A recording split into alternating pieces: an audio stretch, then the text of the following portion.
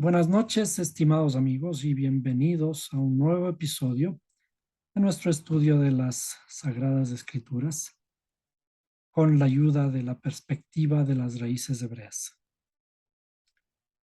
Esta clase la haremos en memoria de mi padre, en memoria de él por de ser un aniversario, el 14 aniversario de su muerte. El tema de la clase es la guerra. Nosotros sabemos, nos ha sido dicho, nos han enseñado que Dios es un Dios de guerra. Cuando escuchamos eso, nos hemos dado la idea de un Dios que pelea las batallas en lugar de su pueblo. Cuando manda a pelear a su pueblo, en realidad le dice: ve que yo entregaré a los enemigos en tu mano.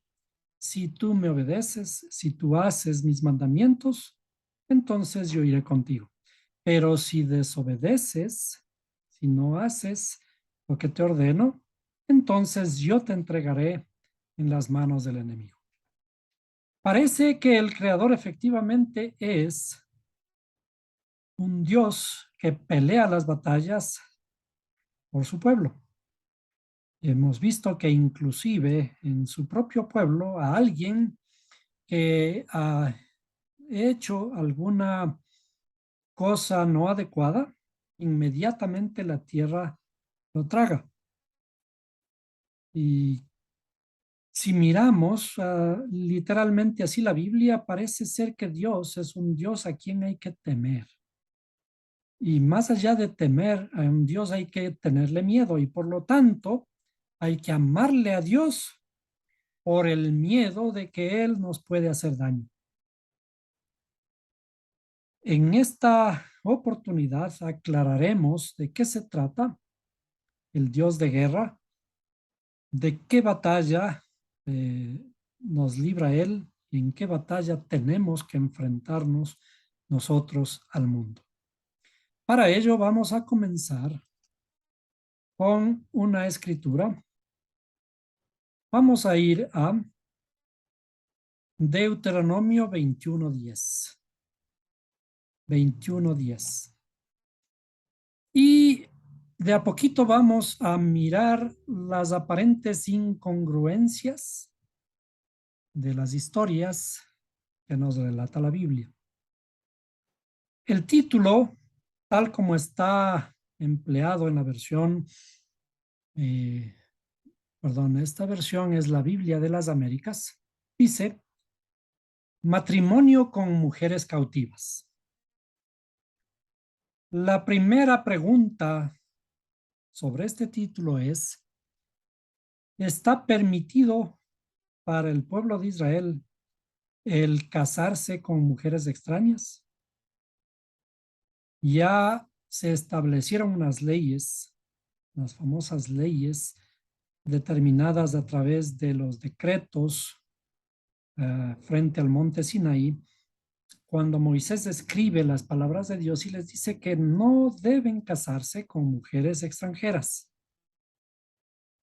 Pero aquí aparece que sí está permitido. Leamos el texto. Dice: cuando salgas a la guerra contra tus enemigos y el Señor tu Dios los entregue en tus manos y los tomes en cautiverio y veas entre los cautivos una mujer hermosa y la desees y la tomes para ti por mujer. La traerás a tu casa y ella se rasurará la cabeza y se cortará las uñas. También se quitará el vestido de su cautiverio, permanecerá en tu casa y llorará por su padre y por su madre todo un mes. Después de eso podrás llegarte a ella y ser su marido, y ella será tu mujer. Es decir, este texto parece contradecir los propios decretos, los propios mandamientos del Creador, de que Se puede casar un israelita, se puede casar, puede tomar cautivo a una mujer extranjera y casarse con ella. Pero más allá de eso, también tomar cautivos y de entre los cautivos tomar una mujer hermosa y dice, y la tomes por mujer, y no solo eso, sino dice, y la desees. Vamos a buscar otra traducción para comparar. Vamos a buscar una versión Reina Valera, por ejemplo, 1995, y dice, si ves entre ellos una mujer hermosa y la codicias y la tomas para ti por mujer, las traducciones deberían haber buscado una palabra por lo menos que disimule un poco, porque está escrito no codiciarás la mujer de tu prójimo. En este caso, bueno, quizás la mujer ya no es la mujer del prójimo porque le han tomado cautivo, le han tomado cautiva a esta mujer. Eh, de manera que parece contradecir en mucho el texto literal con los propios mandamientos del Creador. Y además de eso, dice cuando salgas a la guerra, es decir, que el Creador nos permite salir a la guerra, pero ¿para qué se sale a la guerra? ¿Qué ocurre en una guerra? En una guerra hay que matar al enemigo. Y además de esto, hemos visto, debemos recordar que decía el Creador, cuando salgas a la guerra, bueno, yo entregaré a tus enemigos en tus manos, como efectivamente dice aquí, los entregue en tus manos. Es decir, el mismo Creador pelea por nosotros y nos entrega a los enemigos en nuestra mano. ¿Para qué? Para llevarlos cautivos. Curiosamente, si revisamos el texto hebreo de este versículo, como siempre insisto, las repeticiones en hebreo son característica del texto hebreo, son hebraísmos, como se conocen a estas repeticiones, son énfasis, y estos énfasis con seguridad encierran datos más allá de lo literal. Es decir, cuando encontramos estos hebraísmos, estas repeticiones, con seguridad debemos reflexionar sobre este texto porque allí hay algo profundo escondido. Dice, y tomares de ellos cautivos. Vamos a mirar las palabras que están escritas en el original de las que se ha traducido la palabra tomares y cautivos. La palabra tomares dice Shabbat, que significa cautiverio. Vamos aquí abajo, vamos a ponerle. Shabbat significa transportar a la cautiverio, cautivar, cautivos, llevar cautivos, tomar prisionero, traer. Entonces, esta palabra que dice tomares es cautivar. Y cuando luego dice cautivos, es shevi. La palabra, la primera anterior era shabá y la otra es shevi, que se escribe de una forma similar. Shevi, que significa también capturado, exilio, cautiverio, cautividad, cautivo, preso, prisionero. Por lo tanto, cuando este versículo fue traducido, dice en realidad, cuando salgas a la guerra contra tus enemigos y el Señor tu Dios los entregue en tus manos y los cautivarás cautivos. Cautivarás cautivos.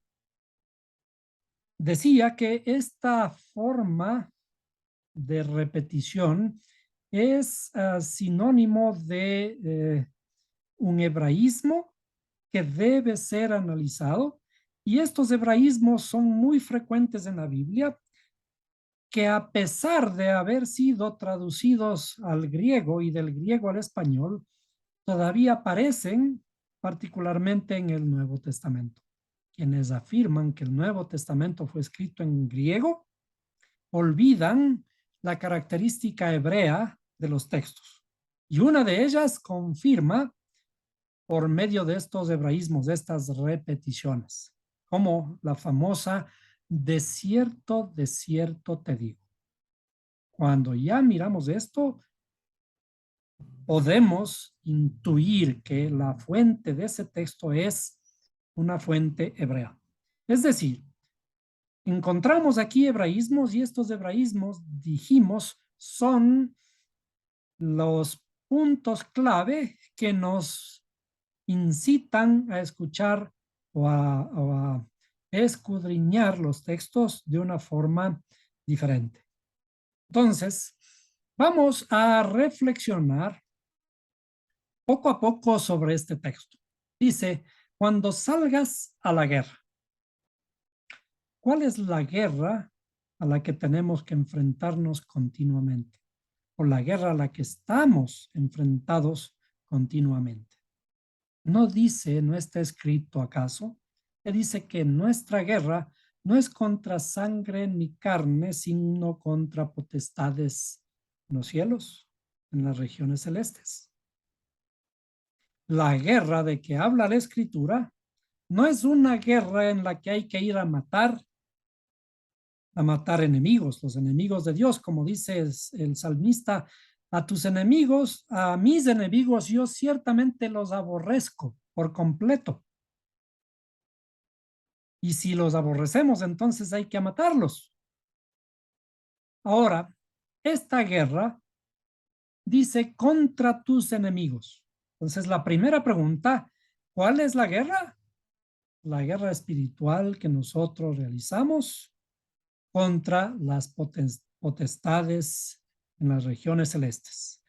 ¿Y quiénes son mis enemigos? Entonces tenemos también que reflexionar, ¿quién es mi principal enemigo? El principal enemigo de cada uno de nosotros somos nosotros mismos. Por eso Pablo dice, porque tengo un mal dentro de mí, que lo que no quiero hacer, eso mismo hago. Por lo tanto, ¿quién es nuestro primer enemigo? Nuestra propia interioridad.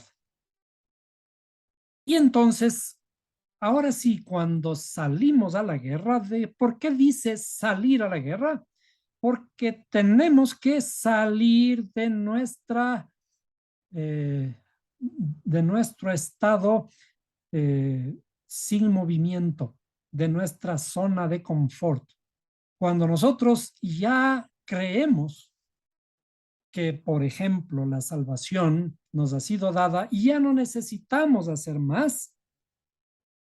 Sin embargo, la Escritura nos dice que las guerras son guerras diarias, que tenemos que lucharlas, batallar día a día, ganarnos ese espacio de lo que nosotros llamamos salvación. En realidad se debería llamar redención, porque la redención significa un cambio continuo, una reconstrucción continua. Y esa reconstrucción continua la tenemos que hacer nosotros, ayudados del Creador, nosotros mismos, ayudados por su palabra. Por lo tanto, tenemos que salir de esa zona de confort, salir de ese estado sin movimiento a un crecimiento de luz. ¿Por qué? Como la aurora va en aumento, como la aurora va de gloria en gloria hasta que el día es perfecto, hasta que se puede ver la luz perfecta del Creador. Ahora, por esto el Creador es el que pelea por nosotros, nos ayuda, nos entrega en nuestras propias manos y nos entrega cautivos o tenemos que hacer cautivos a los cautivos. ¿Quién es el cautivo? ¿Quién está cautivo y a qué cautivo tengo que cautivar? Acuérdense que esta es una redundancia que dice, y los cautivarás cautivos, y cautivarás cautivos. ¿Quién está cautivo o qué está cautivo en nuestra interioridad? En nuestra interioridad están cautivas todas nuestras sensaciones, todas nuestras emociones, todos nuestros instintos primitivos. ¿De quién está cautivo? Está cautivo de esta inactividad, de este deseo de no hacer. Acuérdense que también aquel que sabe hacer lo bueno y no lo hace, le es pecado. Es decir, no podemos decir que nosotros somos buenos, que no le hacemos mal a nadie, y con eso ya hemos hecho todo. Siempre solemos esquivarnos de nuestra responsabilidad y solemos decir, yo soy bueno, yo no hago mal, no le hago mal al prójimo, no le hago mal a nadie, y por lo tanto ya estoy cumpliendo. Pero la escritura dice que aquel que sabe hacer lo bueno y no lo hace, le es pecado. Por lo tanto, no hemos venido al mundo para ser buenas personas. Ser buenas personas no es el objetivo de estar aquí en este mundo. El objetivo de este mundo es hacer el bien. Aprender a hacer el bien porque el mundo necesita de justicia. El mundo necesita de la justicia del Creador y nos ha puesto aquí para que nosotros seamos el instrumento de su justicia. Hemos hablado que cuando damos sedacá, cuando damos una moneda, cuando damos caridad, cuando damos una contribución, ese diezmo ya no es una contribución que tiene que ir a ningún templo. El templo que hay que construir es nuestro propio templo. ¿Y cómo construimos ese propio templo? Haciendo justicia en el mundo. El Creador nos ha puesto en nuestras manos ciertas herramientas, como en este caso, algunas monedas con las que podemos hacer justicia. Y cuando hacemos justicia y entregamos una moneda, que no sea la moneda la única intención que damos a un pobre ser, sino que en esa moneda, con esa moneda vaya una bendición, que intentemos siempre que nuestro intelecto pueda transmitirse a los demás, porque una moneda no le puede sacar de su condición de pobreza a ninguna persona. Pero sí podemos sacarle de pobreza cuando estamos transmitiendo alegría, cuando estamos transmitiendo luz, cuando estamos transmitiendo bendición. Ahora veamos el segundo verso de esta porción que dice, el verso 11, y veas entre los cautivos una mujer hermosa y la desees y la codicies y la tomes para ti por mujer. Entonces, vamos a reflexionar sobre la mujer hermosa. ¿Quién es esa mujer hermosa? Y para saber de qué palabras hebreas estamos hablando, vamos a mirar el texto hebreo y dice mujer, mujer es Isha y hermosa es Yafé. Mujer hermosa Yafé. Entonces, ¿cómo se escribe mujer hermosa? Vamos a ver el texto hebreo, cómo está escrito, porque las palabras son mujer, pero la forma en la escritura necesitamos mirar las palabras completas. Entonces dice, aquí está, ¿no? Eshet, Eshet, Yofi. Entonces vamos a copiar estas palabras. Eshet, Yofi. Eshet es mujer de hermosa apariencia. Aquí está taf al final, hace esta unificación, ¿no? Mujer de este posesivo, ¿no? Este adverbio posesivo. Eshet Hail o Eshet Yofi. Entonces vamos a tomar estas dos palabras y la vamos a poner en nuestra pizarra.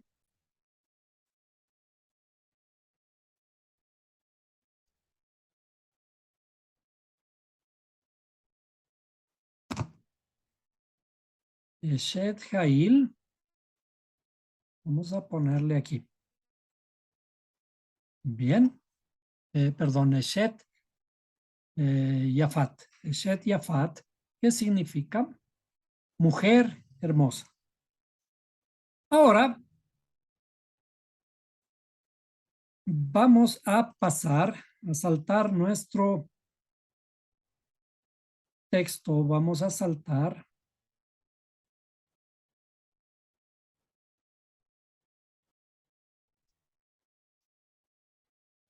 a el Salmo 51:15.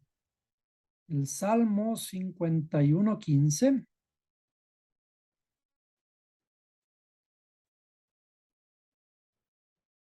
Salmo 51:15. Y vamos a leerlo.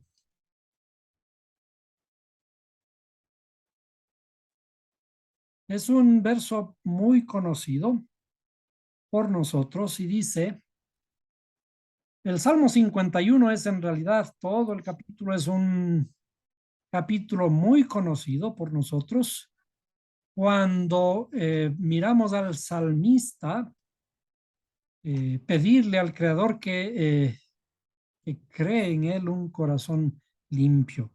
Nosotros, de acuerdo a la historia literal, vemos que David cometió un grave pecado y ese grave pecado le obliga después el profeta a que se reconcilie, que se arrepienta. Y entonces David escribe un hermoso salmo pidiéndole al Creador que le dé un corazón limpio. De hecho, el verso 1 podemos leer, dice, para el director del coro, Salmo de David, cuando después que se llegó a Betsabé, el profeta Natán lo visitó.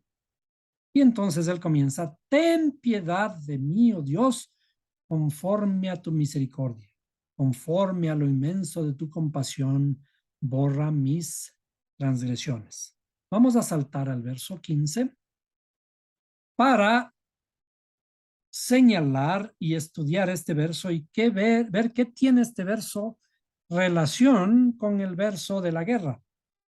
Abre mis labios, oh Señor, para que mi boca anuncie tu alabanza. Y vamos a leer en una versión un poco más conocida, que es la versión Reina Valera, 1995. Dice, Señor, abre mis labios y publicará mi boca tu alabanza. Porque no quieres sacrificio que yo lo daría, no quieres holocausto. Los sacrificios de Dios son el espíritu quebrantado. Al corazón contrito y humillado, no despreciarás tú, oh Dios. Vamos a centrarnos en este verso, en el 51:15. Y desde luego vamos a mirar las palabras hebreas. Dice Señor, cuando dice Señor, en realidad aquí está la palabra Adonai. Es curioso porque en algunas versiones, cuando está traducido Señor, aparece traducido de Jehová. Está traducido Jehová, pero viene del nombre sublime de 4 letras, Yud Hei Vav Hei. Señor viene de Adonai Y dice, abre mis abre mis labios y mi boca publicará tu alabanza. Y mi boca publicará tu alabanza. Mi boca, publicará tu alabanza. ¿Cuál es la alabanza? Tejilá. Tejilá. Vamos entonces a mirar el texto hebreo y vamos a tomar también este texto hebreo. Vamos a tomarlo de esta forma hasta aquí.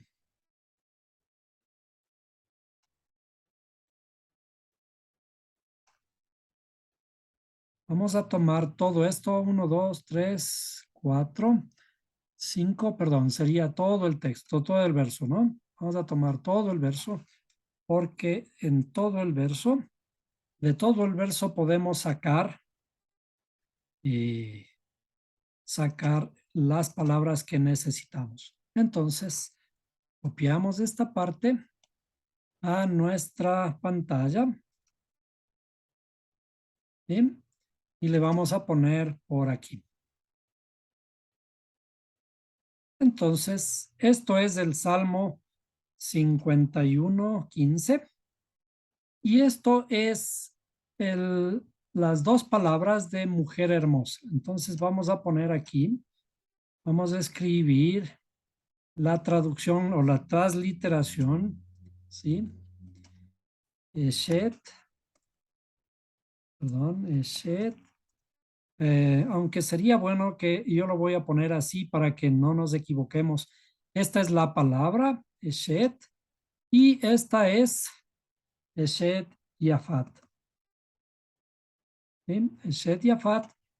Y aquí sí está un poco largo y cada palabra tendría que escribirla. Vamos a escribir todo el texto. Entonces, todo el texto sería, y lo voy a poner en español porque para evitarnos toda esta traducción. Entonces, todo el texto dice, abre mis labios, Dios, para que mi boca anuncie tu alabanza.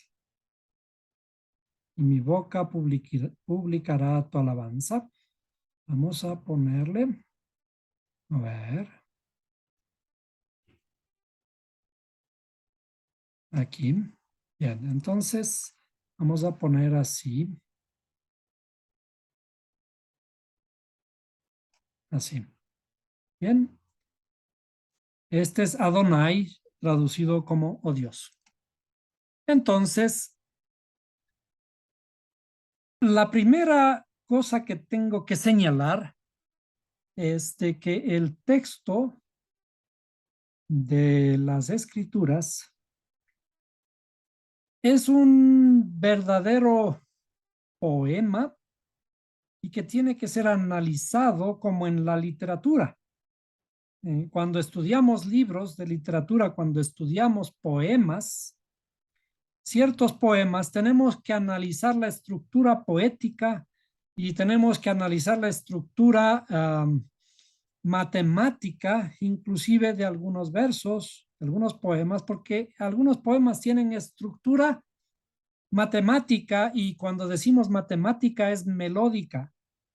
Hay algunos que tienen inclusive el sentido de acrósticos, es decir, que existe una clave con la que hay que descifrar. Generalmente estas claves son las iniciales de las palabras. Entonces, cuando aquí decimos mujer, vamos a poner aquí mujer hermosa, ¿sí? Mujer hermosa. Entonces, este texto la vamos a comparar con el Salmo 51:15, ¿no? Y vamos a mirar, vamos a ir viendo que las letras que aparecen en Eshet, las letras que estamos mirando en Eshet, ¿sí? Vamos a ir señalando aquí. Esta es una letra Aleph, esta es una letra Shin, Y esta es una letra Taf. ¿Sí? Entonces, en este verso, cuando dice Adonai Shefati, Adonai Shefati, entonces aquí y la taftach, ¿no? Dice estas tres palabras tienen las iniciales de Eshet. Es decir, aquí está la famosa mujer. La mujer, vamos a ponerle en esta forma, la mujer o Eshet está aquí en Señor, abre mis labios. Y vamos a tomar esta letra Vav, que es solo la que une, la vamos a separar y vamos a tomar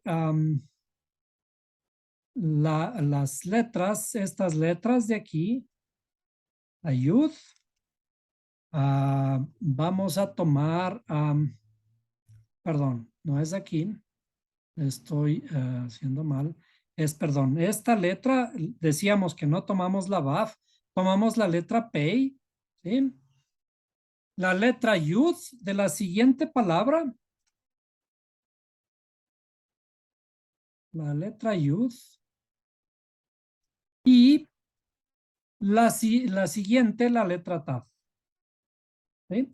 Con estas tres conformamos, asimismo, esta letra, esta palabra, Yafat.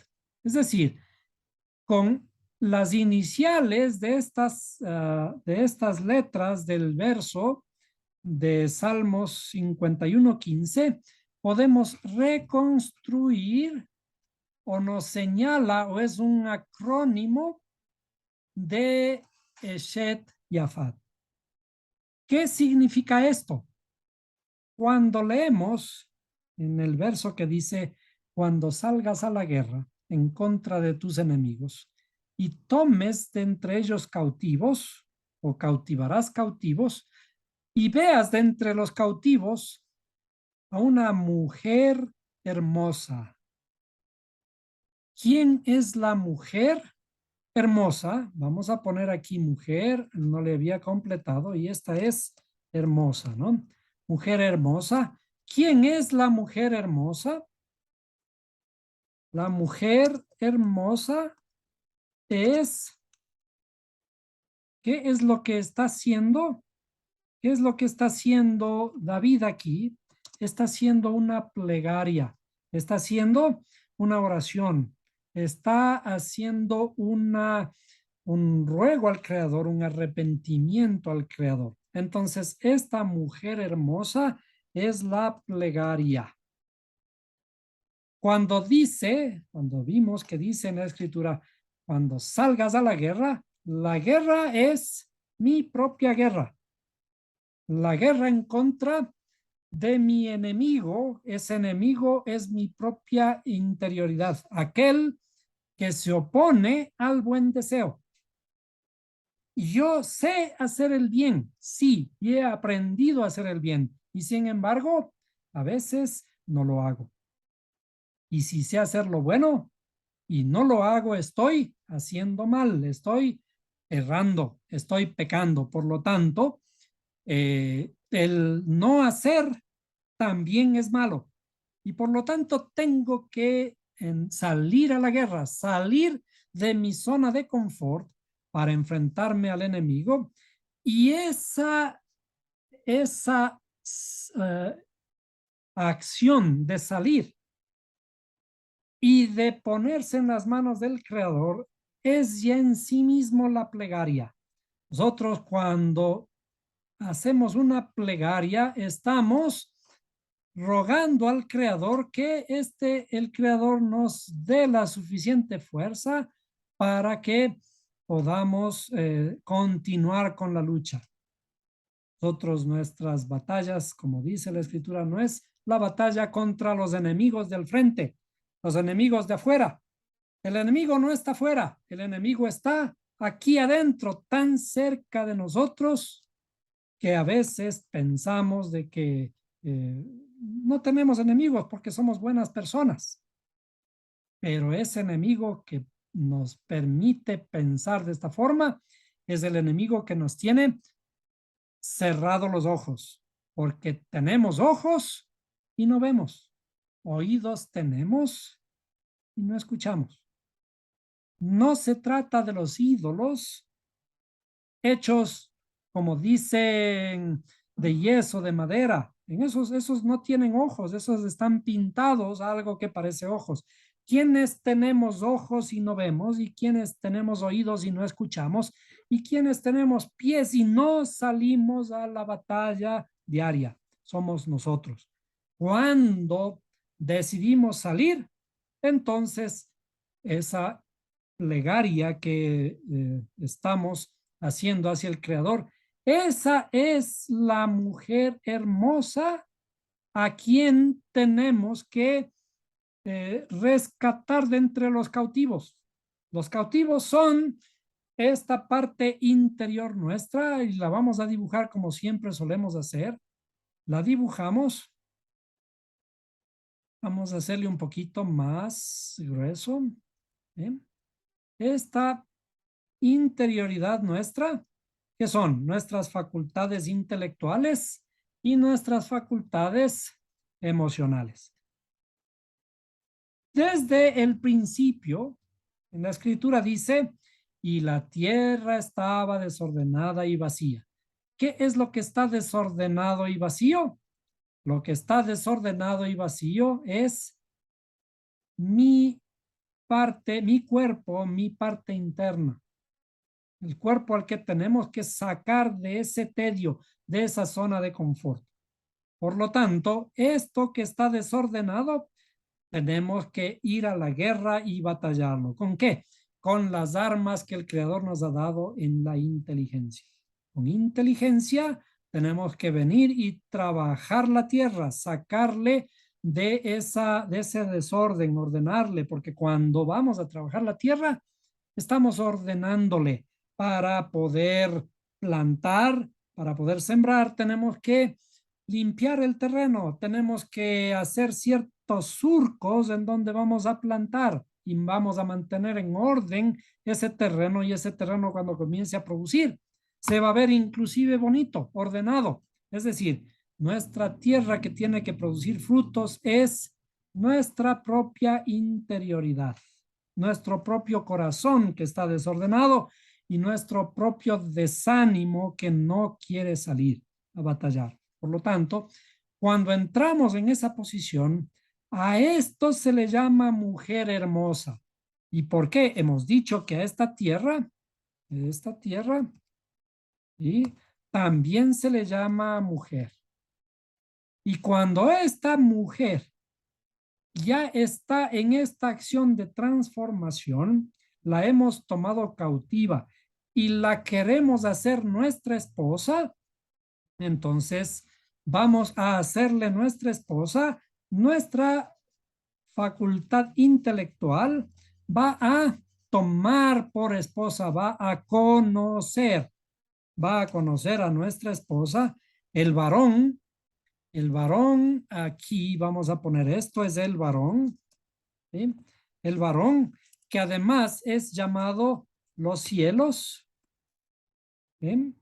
Los símbolos que tenemos que utilizar es el varón tiene que conquistar a la mujer y cuando la tome cautiva, dice, la harás tu esposa. Es decir, ¿qué significa? Que tenemos que hacer esposa a la oración. Cásate con ella. Compra la verdad y no la vendas. Y también cásate con la verdad y no la dejes. Entonces, la escritura no hay que tomarla en la literalidad. La escritura hay que estudiarla.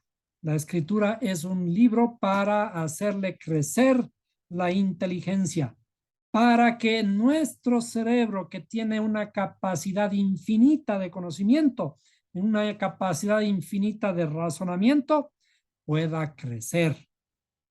Porque el Creador quiere de nosotros que seamos buenas personas, que seamos mejores día a día, que nuestra inteligencia brille, que nuestra inteligencia crezca, que seamos personas inteligentes, personas sabias, personas con conocimiento, con el conocimiento de la luz verdadera que está escrita en toda la Biblia.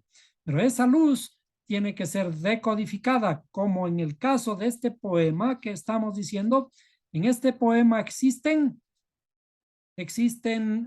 ciertas claves con las que vamos a descifrar el texto.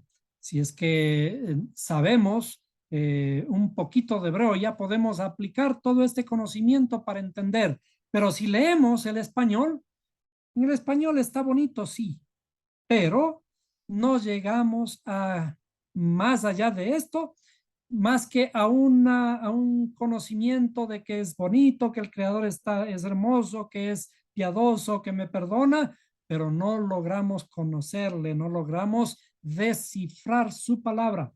¿Por qué? Porque cuando nuestro Padre nos entrega un tesoro, ese tesoro tiene claves. El tesoro no está tirado a flor de la tierra, está enterrado en alguna parte y hay que ir a buscarlo y hay que desenterrarlo. Y para ir a buscar ese tesoro, el creador nos ha dado una clave, un, un texto que tenemos que descifrar al estilo Indiana Jones para llegar a ese lugar y descifrar en dónde está, medir los pasos y luego cavar, y allí, después de haber hecho todo este proceso, habremos encontrado el tesoro.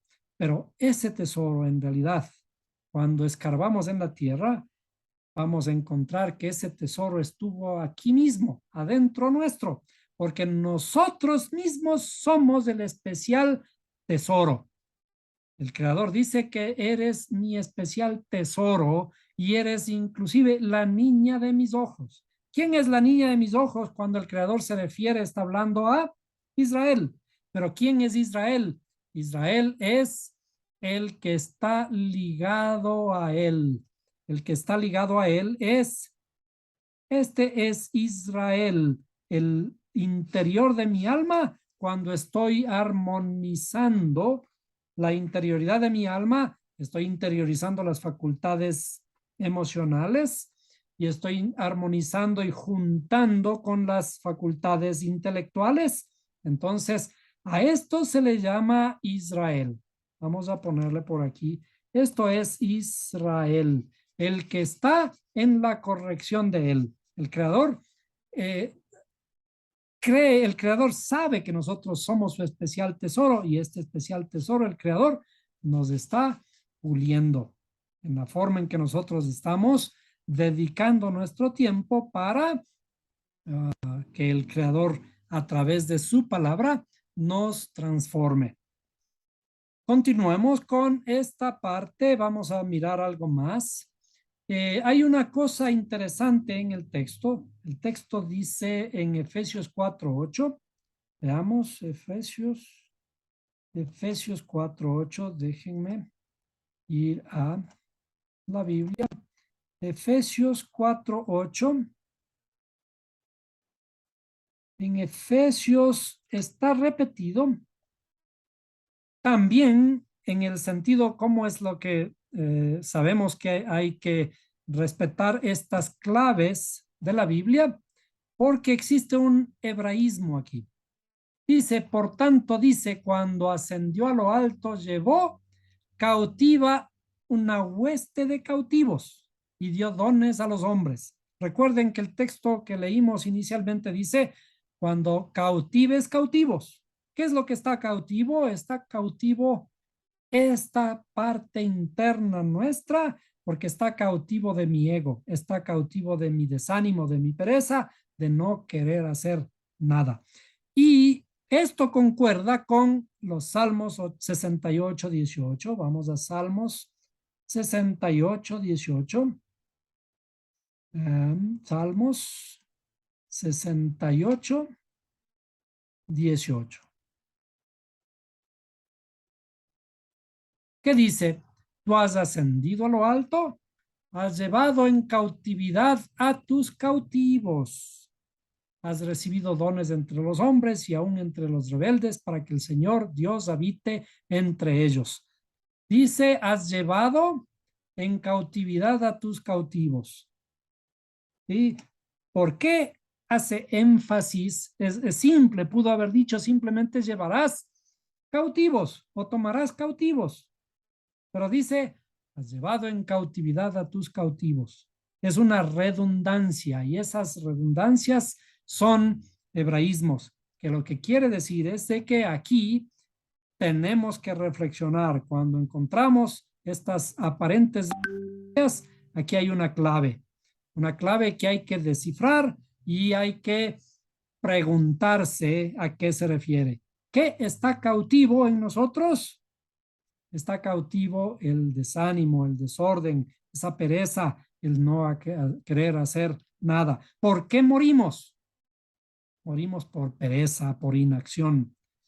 La vida es movimiento, la vida es moverse, la vida es llegar, seguir creciendo, ascender en luz, de gloria en gloria, hasta que el día está perfecto. Y si nosotros creemos que con la luz que tenemos es suficiente, en realidad vamos a quedar cautivos de nuestro propio desánimo, de nuestra propia pereza.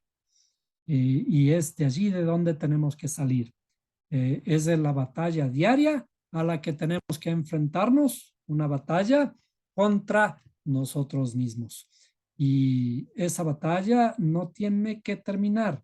Eso, cada día tenemos que crecer, cada día tenemos que aprender, que no haya un solo día en el que no aprendamos algo nuevo, en el que no estudiemos la Torá, en el que no nos dediquemos a reflexionar, no a leer, no a tomar la Biblia y leerla, sino a reflexionar sobre cada palabra, sobre cada, inclusive cada letra que contiene la escritura, la razón por la que está ahí.